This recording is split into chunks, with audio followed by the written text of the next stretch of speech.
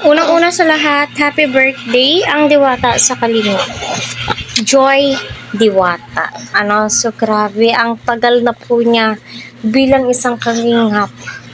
Angels, beneficiaries, ramdam po natin na grabe po yung pagbabago sa buhay po nila Joy. Still, andyan pa rin po siya, nagtitiwala, nagmamahal sa kalingap, isa po siya sa beneficiary ni Joy. Kung ano man po yung blessings na natatanggap ni Joy, alam po nating lahat na very deserved po yan ni Joy.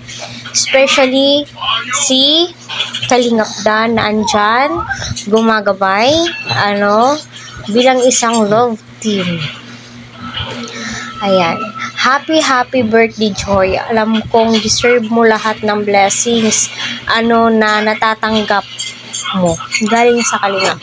Especially kay Kalingap Prab na andyan, tumutulong, gumagabay sa mga blessings. Nagbibigay ng magandang buhay, edukasyon para kay Joy. Naway, mas